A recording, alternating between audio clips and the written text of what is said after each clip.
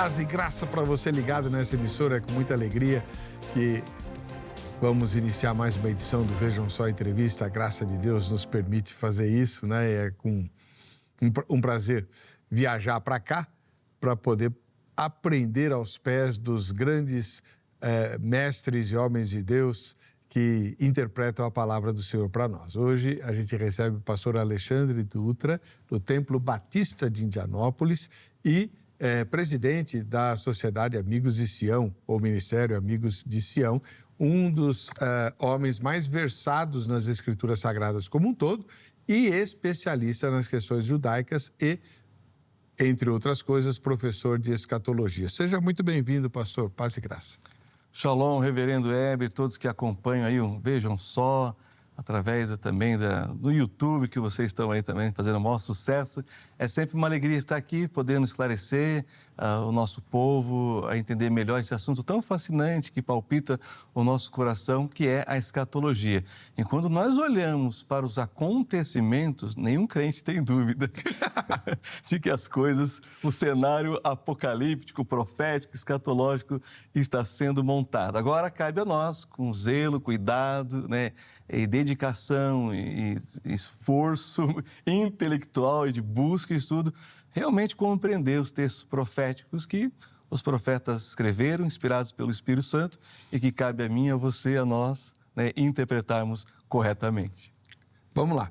Antes de entrar na questão central, o Templo Batista de Indianópolis, onde ocorrem os cultos, aliás, ele está em construção, né? Fica pertinho de qual estação do metrô? Nós estamos na estação Eucaliptus, que é a estação próxima do Shopping Ibirapuera. Ainda continua sendo o Shopping Ibirapuera. Melhor ponto de referência. A nossa referência. Quem vem de metrô, atravessando por dentro do shopping, a rua de trás do shopping é a Avenida Miruna. Nós estamos na Avenida Miruna 513. Fácil, né? Alguns Miruna quarteirões 513. do Shopping Ibirapuera. Maravilha. E os cultos são que hora? Nós temos culto a EBD, na Escola Bíblica Dominical, às 9h, culto às 10h15, no domingo, às 19 horas. Quarta-feira, reunião de oração às 19h30. Quinta-feira, encontro das mulheres às 14h30. Sexta-feira, às 20 horas, encontro dos amigos de Sião online, uma vez por mês é presencial. No sábado, encontro com os adolescentes e jovens, e a igreja está sempre com as portas abertas, não para. Maravilha. Ósculo Santo, pastor Marcos, né? Faz tempo que a gente não se vê, hein, pastor? Está aí lutando aí para terminar a obra do Templo Batista de Indianópolis. Muito bem. Você que está acompanhando a gravação pelo YouTube e quiser participar, fique à vontade. Faça suas perguntas e quem não tem dúvidas sobre as profecias acerca do fim dos tempos, né? Está aqui um especialista de plantão para responder a sua pergunta, tá bom? É só mandar a sua questão ou o seu comentário para as nossas redes sociais que aí estão, que eu vou colocá-las no ar. E vou colocar no ar também, antes que eu me esqueça, a enquete de hoje. Vamos lá. Você acredita que Gog e Magog simbolizam a Rússia? Eu revisei para deixar passar um errinho, né? Sim, não ou desconheço. Rússia, Gog e Magog, nunca ouvi falar disso, tal. Então você vota no desconheço, tá bom? Esse é o ponto inicial. Então vamos começar a nossa aula, professor, né? Falando sobre Gog e Magog. Essas duas palavras, quem inventou e elas são apenas uma rima? Muito boa.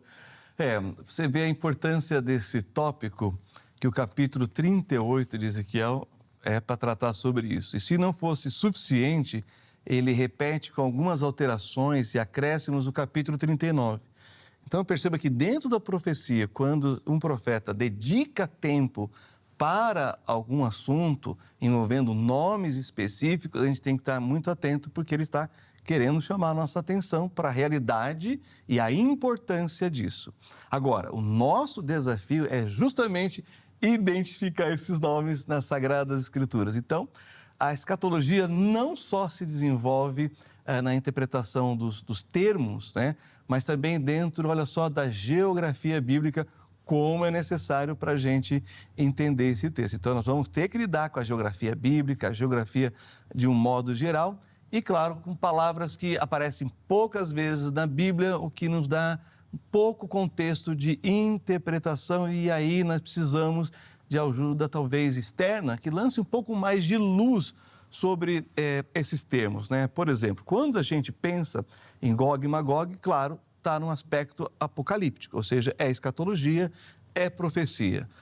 De qualquer forma, apesar de várias opiniões que a gente tem ouvido nesses últimos tempos, mostra a importância da escatologia, porque senão ninguém falaria. E isso vai se reacender dentro de um contexto muito específico, que é justamente a invasão da Rússia, né, contra a Ucrânia, e que tem aí anos que essa guerra está em vigor e continua mexendo com o imaginário, né, das pessoas em geral e também especificamente dos crentes. Dito isto, reverendo, eu acho que a gente precisa entender que Gog e Magog também prepara para aquilo que a Bíblia chama de angústia de Jacó, que é o período da tribulação e grande tribulação. Nós sabemos que nos 7 anos de chamada tribulação, os 3 anos e meio é a chamada tribulação e os últimos 3 anos e meio de grande tribulação. Os primeiros 3 anos e meio, você tem ali a preparação de um acordo de paz feito pelo anticristo com Israel e seus vizinhos inimigos potenciais. Depois dos últimos 3 anos e meio, o anticristo se revela e começa a perseguir os próprios judeus lá em Israel. E também é claro que a profecia está ligada a um povo judeu, e a uma cidade, a cidade de Jerusalém, conforme diz o profeta Daniel no capítulo 9. E a geografia é a terra de Israel, e todo o povo que está mencionado na Bíblia, que tem o seu território, que tem as suas lideranças do passado e atual, são questões bíblicas. Então, tem um pastor saudoso, falecido, que ele dizia o seguinte: terras bíblicas, problemas bíblicos, é na Bíblia que se resolve. Então, vamos lá, vamos olhar para esse texto, né? Gog, os eruditos entendem que é o nome de uma pessoa, nem todos se arriscam a interpretar o significado no hebraico, não é? Porque se é de um outro país, o nome é dado no contexto hebraico, usa-se os termos hebraicos, certo? Mas alguns vão dizer que pode ter um significado de monte elevado. Já o Gesenius, na sua gramática e o desenvolvimento ali, dos vocábulos, ele não tem sombra de dúvida que se refere a um líder russo, o que já coloca logo de cara a Rússia na jogada, na história aqui. É claro que não é uma coisa explícita, a gente tem que ir ali nas entrelinhas, realmente as minúcias é que vai mostrar e vai fazer a diferença para a gente. Então, por isso o estudo dos vocábulos no primeiro momento. Agora, Magog, que você fez aí o trocadilho, é porque é a terra dele. Então, esse é o termo. Magog seria a terra de Gog. É o que os eruditos vão dizer para a gente. Já alguns comentários, eles vão assim, se isentar dizendo não sabemos onde é esse lugar. Porém, outros, como Joséfo, né, e outros, vão dizer, olha só, que Magog está ligado ali à Capadócia, referência aos citas, ou seja, naquela região onde nós temos os índos europeus, né? E chegando ali, depois vai citar aqui a Turquia, a Média, toda essa região que está ali no Oriente Médio e que diz respeito à Bíblia no sentido de relacionando com a nação de Israel. Então, uma primeira localização seria isso. Já o termo que aparece, né, Ros, como é traduzido, do Rosh, que quer dizer cabeça, líder ou chefe, algumas traduções, né, optaram por uma coisa ou outra, mas é o príncipe e chefe, né, assim que é traduzido na ACF, porque ela simplesmente traduziu literalmente como está escrito. Transliterou. Exatamente, melhor corrigindo, transliterou, usando o termo hebraico, porque se você não tem um equivalente formal idêntico, aí sim convém transliterar e deixar claro para os estudiosos o trabalho mais árduo de pesquisa para dar o significado. Então, o texto massorético, né, também pode ser traduzido por príncipe de Rosh, Meseque e Tubal. né? Também tem essa ideia, não se perde essa possibilidade de compreensão. Agora, o pessoal da lexicografia, da atualidade, eles não têm dúvida, por mais informações que nós temos, acesso, de ligar justamente Ros com a Rússia. E não é uma questão de fonética, porque a gente já sofre com falso cognato. E a gente pode sofrer também com a sonoridade. Então, não é isso. É material que vai se utilizando dessa grafia para se referir a esse povo, né? Por exemplo, quando a gente pensa em Ros aqui, claro que não é uma coisa que se identifica com certeza, mas possivelmente se refere a alguma tribo cita na região montanhosa, né, lá do Taurus, os Montes Taurus, né? Ou seja, nós estamos falando da Turquia, que vai fazer conexão com a Rússia, e também onde surgem os rios Tigre, aliás, o Eufrates, melhor dizendo, que vai banhar a Síria, o Iraque, ou seja, tem conexão, não é uma coisa aleatória que os estudiosos estão dizendo aqui para a gente. É claro que como lugar, alguns vão dizer, é impossível identificar com precisão, né? Mas você tem o termo Rússia e também você tem o termo Raço, que aí então tem uma ligação com a Síria, vai subindo, vai chegar justamente também na Rússia, portanto, não tem como fugir. Lembrando que a literatura que nós temos do século X depois de Cristo, o texto bizantino, vai se referir a essa região como Rússia. Os bizantinos, né, vão se referir a esse lugar que nós conhecemos, né, ali... Antes a gente chamava União das Repúblicas Socialistas Soviéticas e voltou agora para a Rússia. Então, textos bizantinos vai usar essa terminologia. E quando a gente pensa também, tem um estudioso chamado Ibn Foslan, ele vai chamar o povo de Rus, olha só, como um povo que habitava as margens do rio Volga. Aí, meu querido, já coloca a coisa mais para dentro do território russo, como a gente conhece, né? Então, caminhando para isso, alguns eruditos aceitam essa identificação, outros negam.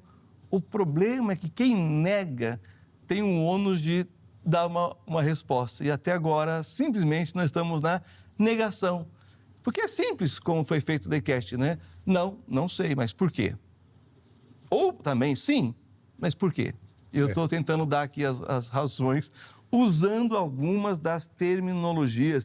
E olha só, isso vai aparecer em textos como Enoque, os livros sibilinos, né, Segunda Esdras, Talmud, Babilônico, e esse pessoal que está fazendo referência ao texto bíblico também está citando a Rússia como, né, o lugar de origem desses nomes que acabamos de mencionar aqui do texto de Ezequiel.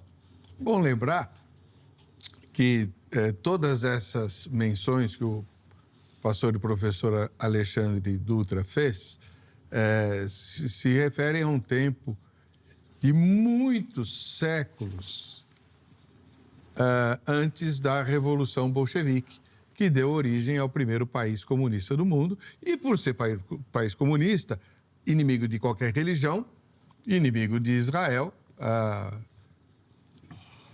o berço da primeira religião monoteísta da história da humanidade. Então, é muito cômodo, né, nós do século XXI, né, ou até do século XX mesmo, não, esse negócio de identificar Gog e Magog com a Rússia tem a ver com o extremismo americano, da Guerra Fria, identificar todos os inimigos da fé com os comunistas. O texto bizantino é 1000 anos antes, né, da Revolução Bolchevique, que é bom lembrar, aconteceu no século XX, 1917, né? Na esteira lá do enfraquecimento das autoridades russas pela Primeira Guerra. Enfim, então não tem nada a ver com questão ideológica. Perfeito, como você disse, porque a referência bíblica mesmo é Gênesis 10. Que são os filhos de Noé que vão povoar a terra. E os jafetitas vão para onde? Justamente para esses lugares que a gente conhece como Europa, né? Continente europeu, continente asiático, os camitas vão ficar ali em Canaã, África, E os semitas vão ficar ali na região do Oriente Médio, crescente e fértil, ou seja, geograficamente está muito bem distribuído a coisa. E as citações vêm daí. Esses termos originários, né, vão ser derivados para termos mais modernos, conforme os povoamentos vão acontecendo e lideranças vão surgindo e nomes vão surgindo, não é? Quando o texto bíblico fala sobre o norte, né, a invasão que vem do norte, a Rússia pode ser considerada como uma invasora que vem do norte para a perspectiva israelita? Os profetas vão usar esse termo. Mas por quê? Por uma questão geográfica. Você tem o deserto a leste, a oeste você tem o mar, né? O sul também tem o deserto, então o norte é mais propício para qualquer povo invasor, ligado ali no continente asiático. Claro que no continente europeu eles vão preferir realmente o mar, não é? E o sul, que é uma referência ao Egito, que não é tão sul assim, né? Mas vai para um sudoeste, agora? Sudoeste. Sudoeste, exatamente.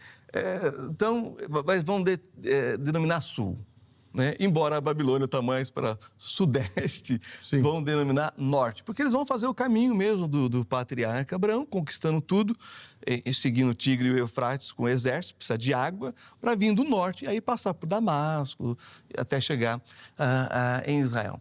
Mas também, pensando que o alimento está no norte, qualquer invasor tem que controlar o abastecimento da capital, Jerusalém, com o fluxo de entrada e saída de comida. Então, vem dominando o norte. E quando se chega mais especificamente em Jerusalém, que é uma fortaleza natural, né?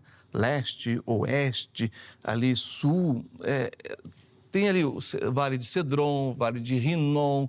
Agora, o norte é uma planíciezinha, é onde realmente, aqui dá para atacar. Por isso que as muralhas são reforçadas mesmo no norte. E você tem ali numa parte do Monte das Oliveiras, não é um montezinho, é uma cordilheirazinha, né? Tem um lugar justamente chamado Monte Scopus, que é justamente um monte onde os inimigos paravam para visualizar Jerusalém e decidir onde atacar. E o ataque geralmente era na parte norte da cidade de Jerusalém. Por isso se convencionou dizer que o mal vem do norte. O que é interessante que o texto bíblico faz questão de chamar aqui extremo norte de Ezequiel 38, versículo 6. Por quê? Porque está além daquelas fronteiras comuns que Israel já tinha conquistado com Davi. Então, o que passava dali realmente vai ir para o extremo norte. E quando a gente pensa em um poderio histórico, porque esses indo-europeus, pensando, eles invadiram, né, a parte mais asiática e mais semita na Síria, a Síria, eles chegaram lá. Quando a gente pensa os povos, né, ucranianos e russos, eles vendiam escravos, daí vem o termo eslavos, né? Quer dizer, pensa bem, nós estamos falando de séculos atrás também, que o capital deles era vender escravos para essa região. Por isso que você encontra ali, e aí uma dedução minha, muitos sírios de olhos claros, da miscigenação, é natural. Por que o judeu tem a melhor força de espião, né, da história da humanidade, do Mossad? Porque os judeus foram dispersos pelo mundo todo e você tem judeus de todas as caras, com todas as faces, falando todas as línguas, não é? Mas a sua herança é judaica. Então você vai encontrar judeu etíope, negro, a judeu russo, né, branco, loiro, dos olhos azuis e alemães e assim por diante. Então, essa referência ao mal vem do norte é por essas questões que a gente tem que ter em mente no contexto aqui de análise do texto. Agora, tem um pessoal que fala, por que não foi para a Finlândia, para a Suécia? Aí não, aí já não é mais o extremo norte, aí já é outro mundo. Para a mentalidade do homem hebreu. Ele está limitado por questões geográficas, né? A gente não pode desconsiderar isso. É verdade. Agora, o irmão mencionou a guerra da Ucrânia versus Rússia, né, ou vice-versa. Por que isso é interessante para nós? Porque ninguém mais estava falando sobre Gog e Magog, até que temos essa invasão. Ou seja, eu tenho uma frase, reverendo, que é o seguinte: a profecia se impõe ao intérprete. Não dá para ignorar. Ela, volta e meia, ela se impõe para a gente. E ela se impõe no sentido de um cenário que vem acontecendo. É paulatino, não é uma coisa rápida, mas ele vem acontecendo, dando pistas para a gente e que prepara o cenário justamente para as cortinas se abrirem e a gente fala: opa, mas calma aí, ninguém foi pego de surpresa, porque isso vinha acontecendo. Quando a gente ouve, né, a liderança judaica falando coisas, quando a gente ouve a liderança europeia falando coisas, quando a gente vê o mundo islâmico falando coisas, pessoas que realmente têm o poder de fazer aquilo acontecer, nós devemos estar bem atentos para interpretar a profecia. Não quer dizer que eu preciso do jornal de hoje para confirmar a Bíblia. Aliás, eu preciso da Bíblia, inclusive, para confirmar o jornal de amanhã. O como e o quando, nem sempre a Bíblia revela. Mas o que, ela diz muito claramente. Então, tudo bem, mas eu não entendi a conexão entre Gog e Magog, Rússia e Ucrânia. Bom, afinal de contas, os ucranianos não são do povo russo? Sim, exatamente. Claro, eles fazem uma diferença, mas é o mesmo povo, assim, de forma geral. Mas o que é a questão? Qual é a questão aí, no cenário escatológico? A Rússia invade a Ucrânia, todo mundo é contra, menos Irã, Síria, Líbano, Cuba, Venezuela. Só gente boa. Que coincidência!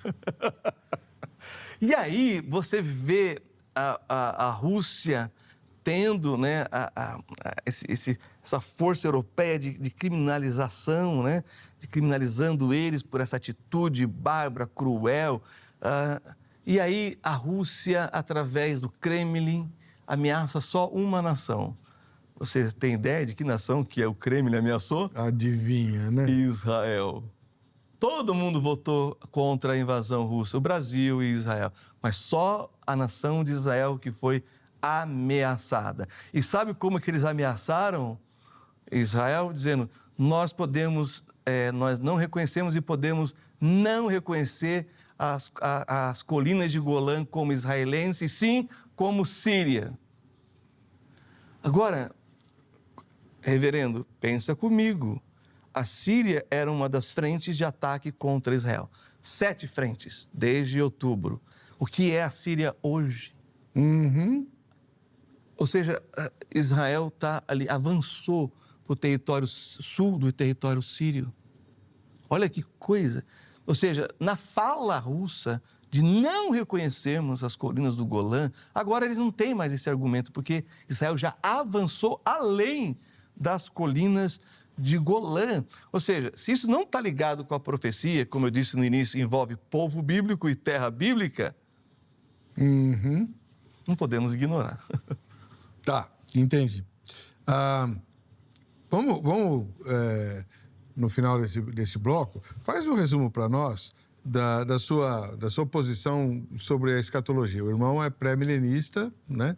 E dispensacionalista. Qual o próximo evento na agenda de Deus? Dispensacionalista. Então, explica rapidinho o cenário, assim, o que vai acontecer na linha do tempo. A gente entende que Deus trabalha por dispensações, épocas. Em cada época, o Senhor estabelece um alvo para os mordomos e não alcançar ou transgredir esse alvo vem a disciplina de Deus. E assim o Senhor segue na história da redenção, trabalhando paralelamente, né, com as nações, Israel e agora, nesse período que nós vivemos da igreja, com esse grupo que é a união de judeus e gentios que creem em Jesus como Messias.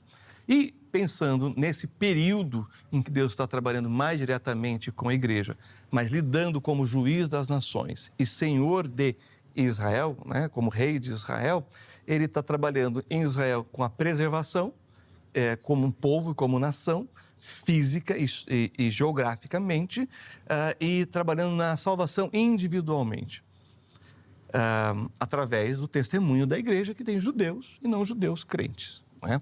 E trabalhando com as nações, os gentios, paralelamente, a partir da perspectiva de como Deus trabalha com Israel. Se a gente quer saber como Deus quer trabalhar com o Brasil, é só olhar biblicamente como Deus trabalhou com a nação de Israel. Porque eu sempre ilustro como a água de um lago. Se você quer saber se aquela água é boa, você não analisa a água toda. Você pega uma amostra, leva para o laboratório e analisa. Essa amostra é Israel. Em cima disso, a gente sabe se a água é boa ou não é e o que se espera e se pode fazer com ela. No caso, a perspectiva é essa. Se nós queremos entender como Deus trabalha com as nações, olhamos para Israel, pontos positivos e negativos, e a gente aplica isso e entende. A igreja que está distribuída nas nações e em Israel já é um pouco diferente, porque não temos uma pátria, não temos uma terra, temos um povo nascido de novo, que crê em Jesus como seu salvador pessoal, o Messias de Israel. Então, nessa perspectiva, Deus vem trabalhando na história da redenção.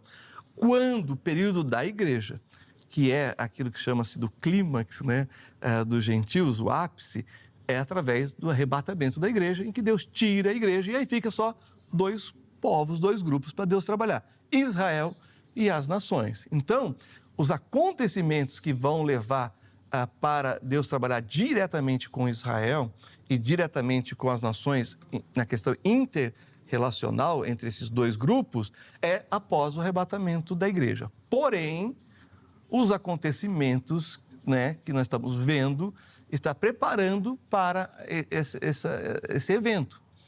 Embora não haja sinais para o arrebatamento, há muitos sinais para a segunda vinda. E é em cima dos sinais da segunda vinda que a gente interpreta os textos proféticos.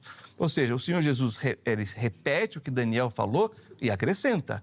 E aí ele vem no Apocalipse e dá uma revelação complementar a Daniel e os outros profetas que trabalham questões, né, apocalípticas de segunda vinda, a tribulação, segunda vinda, milênio e estado eterno. Então, essa é a nossa linha de raciocínio. Portanto, ao que há, mais especificamente, talvez você já quer que eu me adiante, nós, pré-milenistas, dispensacionalistas, estamos em dúvida se a guerra de Gog e Magog, mencionada aqui, ela é a preparação para o início da tribulação ou ela é um acontecimento antes para preparar para um momento de acordo de paz entre o anticristo.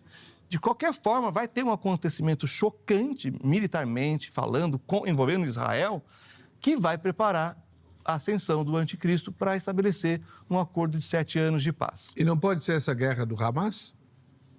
Pode, se ela realmente aumentar, né? A gente usa o termo escalar, porque você tem várias nações. A gente se esquece que Israel não está lutando só contra o Hamas na faixa de Gaza. Ele tem 7 frentes de batalha. Ótimo. Esse gancho, porque nós estamos indo para o intervalo. Na volta ele vai concluir e tem uma porção de coisas aqui que a gente vai esclarecer sobre os últimos tempos revelados nas Escrituras. Gog, Magog! Vamos lá. A gente vai para o intervalo. Antes, deixa eu te falar. Se você quer conhecer a Bíblia, faça o curso bíblico. agrade.com.br é o nosso site onde você vai encontrar todas as informações dos novos cursos da Agrade, preparados em plataforma EAD, para você poder estudar em qualquer lugar do planeta e até fora dele, tá? Quem quiser falar com seres humanos, eu sou da época que se resolvia tudo falando, né? Liga para 31 15 08 19 em São Paulo, durante o horário comercial, evidentemente. E quem usar o site, depois de tirar todas as dúvidas no site da Grade, passa pelo site da RIT. Né? Assim você vai nos ajudar a fazer um Vejam Só Entrevista cada vez melhor. Dê sua sugestão, faça sua crítica, nos ajude a trabalhar para que o reino de Deus seja mais edificado e o nome dele seja mais glorificado por meio desse programa. A gente vai para o intervalo, volta já.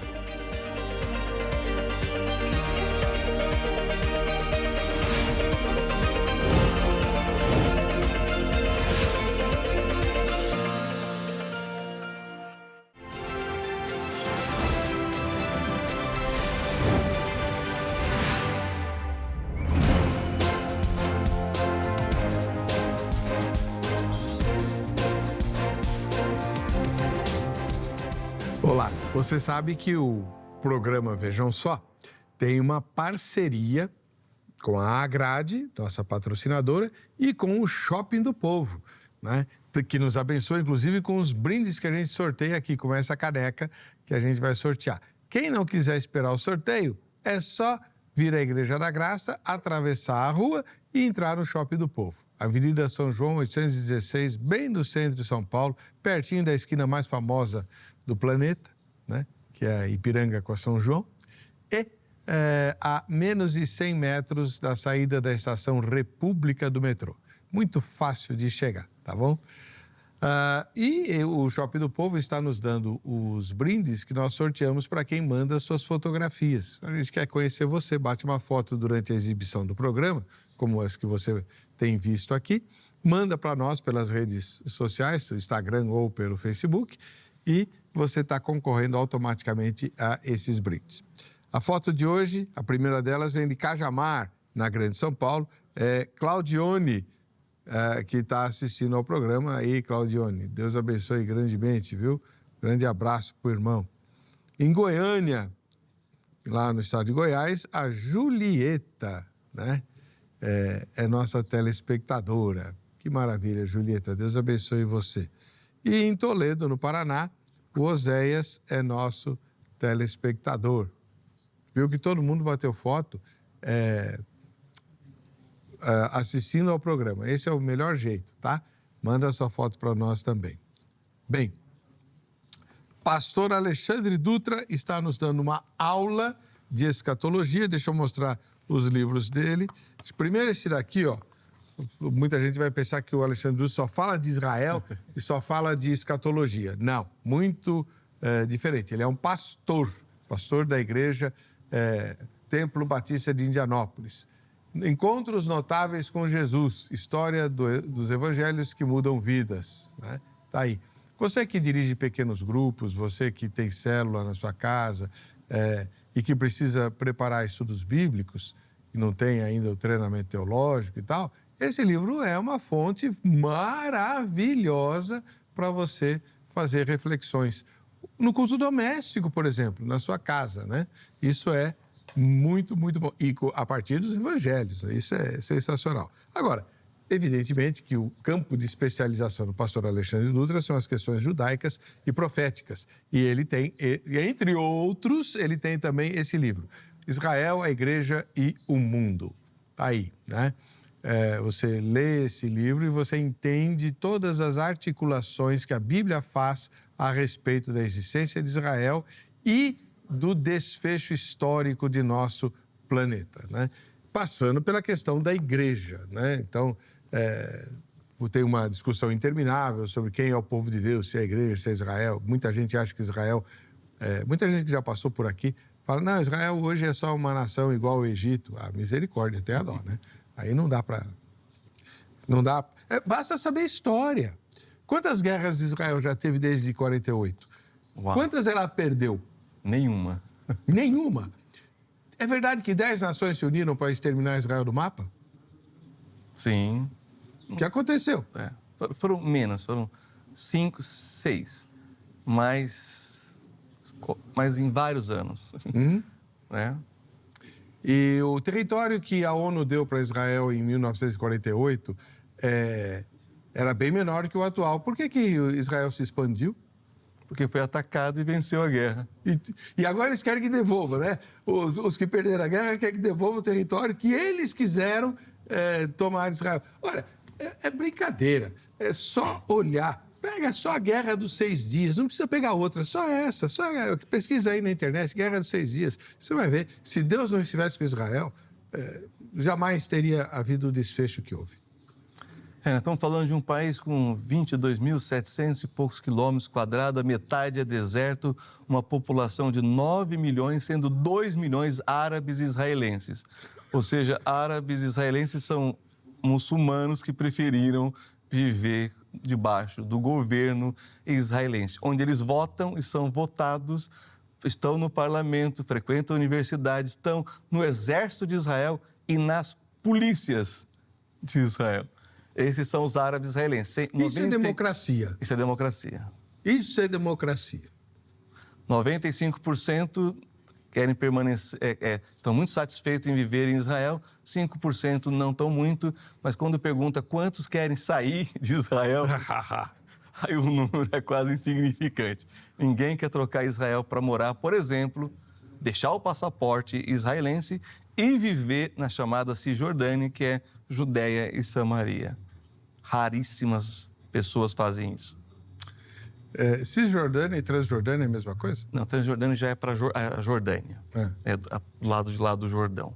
Cisjordânia é aquele partezinho assim, que seria Judéia e Samaria, aqui do lado do Rio Jordão.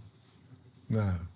E a Jordânia, que é um país artificial, foi justamente criado para satisfazer, né, o pedido dos árabes que ajudaram os aliados na Primeira Guerra Mundial a ter ali o lugar para os árabes. Ou seja, o certo era os árabes saírem do território de Israel e irem para a atual Jordânia. E não vão. Foram alguns porque a Jordânia, a Síria, o Egito falou que iam expulsar os judeus para o mar Mediterrâneo e eles venderam as propriedades e foram para a Jordânia. Sei. E perderam a guerra e aí não tem como voltar agora. É muito. É só estudar a história que você vai ver. Pois bem. Pastor, o senhor estava mencionando na saída do bloco, né, os próximos eventos na agenda de Deus, né? A igreja vai ser tirada por meio do arrebatamento, né? E então o anticristo vai aparecer. Esse anticristo é um traidor das causas judaicas? Muita gente diz que ele tem que ser judeu. Ele tem que ser judeu? Ele tem que ser da União, tem que ser europeu, né? Porque Daniel diz, né, o povo do príncipe que há de vir destruirá a cidade e o santuário. Esse foi o povo romano, que vem da Europa, e o Império Romano dominou a Europa toda, e nas suas fileiras, né, pessoas de origem europeia podiam ascender e se tornar, né, ali um César, né? Quando a gente pensa em Constantino, por exemplo. Não é verdade? Não era romano, não é? Então, agora, pode ser que tenha ali uma ascendência judaica, eu não duvido dessa possibilidade, porque os judeus foram espalhados pelo mundo todo, não é? O critério hoje para se reconhecer quem é judeu de acordo com o Estado judaico, o Estado de Israel, é alguém que tenha um avô judeu, que é o mesmo critério utilizado pelo Hitler para mandar judeus para os campos de concentração. Dos 4 avós, tem um judeu, você vai para os fornos. Barbaridade. Então, é em cima disso, né? Que é baseado. Né? Então, e o falso profeta? Eu penso que o falso profeta, sim, está ligado com a terra de Israel. Justamente porque o termo é esse, né? Ele levanta da terra e a terra geralmente está ligado com a terra de Israel. E o mar está ligado com as nações, aqueles que vêm do mar ou o mal que vem do norte. Mas as nações que dominaram, e nós estamos pensando aí, desde o Império Grego, veio do mar, né? Quando o Apocalipse fala que no novo céu e nova terra não haverá mais mar, é porque não haverá mais nações, é isso? Eu acredito que é mais uma questão da característica mesmo da terra. Porque lá ainda vai ter no Apocalipse povos que vieram de tribos, línguas, raças, né? Então, acredito que vai manter. Por que não pode ter mar no novo céu? É uma frustração minha também. É por isso que eu aproveito o máximo as oportunidades que eu tenho. Enquanto tem. Viajando aí pelo Nordeste. Enquanto tem, eu gosto demais. Poxa vida. Essa é uma dúvida que eu tenho, né? É verdade que nós podemos esperar que a Bíblia anuncia um avivamento em Israel anterior aos últimos tempos? Há esse movimento acontecendo agora em Israel. Vamos lembrar que no Oriente Médio, o único país onde se tem liberdade de culto cristão é em Israel. Vamos pensar que o pessoal do Estado Islâmico interrompeu cultos cristãos que funcionavam há 1.700 anos. A Síria agora exterminando drusos, curdos e cristãos com esse novo governo. Vamos lembrar, né? A Antioquia da Síria é a cidade onde os cristãos, né, onde os discípulos foram chamados de cristãos, e nós temos o envio de Barnabé e Paulo. E o que é interessante também, né, que Antioquia é uma homenagem a Antíoco Epifânio, né? Pois o antepassado dele, né? Deus é irônico. Bisavô, tataravô, exatamente. Era isso que eu queria destacar. E dali a coisa... Mas hoje, infelizmente, não é assim. É claro que em Israel é proibido o proselitismo, que é o evangelismo de rua, aquela coisa de ostentar. Mas se um judeu quiser ir a um culto cristão, pode? Sim, todas as igrejas cristãs em 48 que colocaram seu nome na lista e entregaram para o governo de Israel têm o direito de culto. Então... E qualquer pessoa pode frequentar? Pode. Você sabe que eu tive em várias igrejas lá e em congregações judaico-messiânicas, que eram minhas preferências para estar mais com o povo mesmo, ouvindo mais o hebraico e tudo mais. Mas você tem todas as denominações lá, reverendo, até as pseudo-cristãs. Não diga.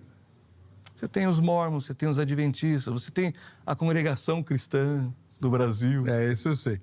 Um ancião me contou experiências lá. E foi aceito por ser a maior banda do mundo, banda amadora, né, que fala, do mundo. Ah, é? Eles argumentaram isso. Poxa. Aí eles falaram, é uma questão cultural, né? Então tá bom. Pode. Claro que não pode construir templo, né? Mas se reúne numa casa, alguma coisa assim. Casa, tenda. Uhum.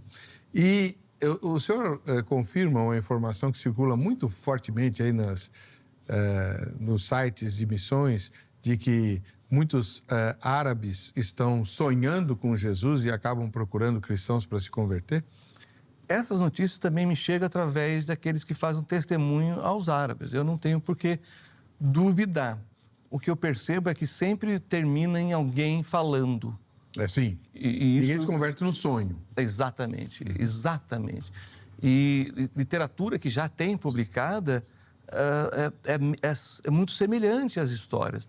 Alguém que teve algo desse tipo, um sonho, alguma coisa assim, vai perguntar para um cristão que ele conhece ou vai ler a Bíblia. Eu não duvido que isso também possa acontecer em Israel. Agora, eu estive na Sociedade Bíblica de Jerusalém e uma das pessoas que trabalhou lá foram judeus brasileiros, né, crentes. E conversando, eles falaram, olha, eu já debati com vários rabinos aqui sobre Jesus usando o Taná, a Torá, o Antigo Testamento, e ninguém aqui comigo reconheceu Jesus como Messias. Mas muitos desses saíram daqui pegando o Novo Testamento em hebraico, que é de graça, e que lá na frente acabaram reconhecendo. Que beleza. Porque o Romanos 11, eu acho, Paulo fala numa conversão de judeus, né? Romanos 11, 5 fala do reconhecimento no período da igreja. Aí ele fala de remanescentes, de alguns que vão ouvir e vão crer. Mas no final, 25, 26 e 27, aí é toda a nação. Que também é uma referência a Isaías 10, que é toda Israel será salvo, é todo remanescente. Não de indivíduos, mas daqueles que não aceitaram o sinal da besta. Ou seja, de um grupo muito maior, não é, do que o que acontece hoje no período da igreja. Gog e Magog não tem nada a ver com o Armagedon? Tem, porque Gog e Magog, assim como a expressão o mal vem do norte, se tornou uma referência daqueles que atacariam Israel. O Ezequiel deixa muito claro, olha, não é o que estamos vivendo agora, é o que vamos viver depois. O Senhor vai nos guardar e nos proteger, nos livrar da Babilônia, mas outros povos virão, e ele cita vários nomes aqui em Ezequiel, que fala tem a Turquia, gente, né? Você tem o Irã, você tem ali a Líbia, você tem muitos outros que a gente poderia depois ver. Você tem, quando fala da Turquia e um pedaço da Ucrânia. E é tudo referência lá de Gênesis 10 que eu falei. Sim. Né? Aqueles nomes estão repetidos aqui em Ezequiel como referência de Gênesis 10, os descendentes dos jafetitas, não é? Então, ficou como uma expressão de que todo inimigo que vem do norte é uma referência a Gog e Magog, porque eles estão no extremo norte. Uma brincadeira à parte, eu fiz o meu mestrado lá na USP, na Faculdade de Letras, na área de estudo judaico. E uma das professoras de Bíblia era impressionante. Dava uma sala pequena para ela, lotava, tinha que ir aumentando até chegar no auditório. E quando chegava no auditório, o pessoal tinha muitas perguntas, interação, e a outra professora ficava sempre na porta, fazendo uma pressão natural. E aí, quando ela percebia, ela falava assim: gente, vamos terminar, porque os filisteus estão chegando aí. Assim, era uma forma, né, engraçada, irônica, né, para dizer, gente, vamos encerrar, né? Porque os filisteus também se tornaram, né, um estereótipo dos inimigos de Israel. Tanto que quando Adriano destrói, né, novamente Jerusalém, qual o nome que ele dá para Israel? Filistia. Aí tá explicado. Então, Gog e Magog. O que diferencia de Apocalipse, que é a sua referência, é que não fala desses povos, fala de todas as nações. Aqui é uma federação de povos em Ezequiel. Todos os seguidores da besta. Todos os seguidores da besta. Exatamente. A grande diferença que Apocalipse deixa, claro, existirão dois grupos. Ninguém será neutro. Não haverá neutralidade. Ou você é adorador da besta, ou você é seguidor do Cordeiro. Ponto. E aí? E aí o tempo acabou. É claro que, só para finalizar então, uma coisa muito importante é que por que é chamado Israel é chamado de a nação eterna? Porque ela vai subsistir. Porque nações deixarão de existir. 2/3 da humanidade vai ser eliminada na tribulação. Muito bom. Que aula bacana. Muito obrigado, pastor Alexandre Dutra. Quem quiser entrar em contato com ele, comprar os livros, convidar para palestras, etc., aulas, é só usar os contatos que foram publicados durante a exibição do programa. E se você não anotou, nas nossas redes sociais, no Instagram, você tem o contato de todos os nossos convidados. Maravilha. Vamos ver o resultado da enquete? Tudo certo. Você acredita que Gog e Magog simbolizam a Rússia? Vamos lá. Sim, 31%. Não, 46%. E desconheço, 23%. Agora, com certeza, depois dessa exibição, esse resultado muda, né?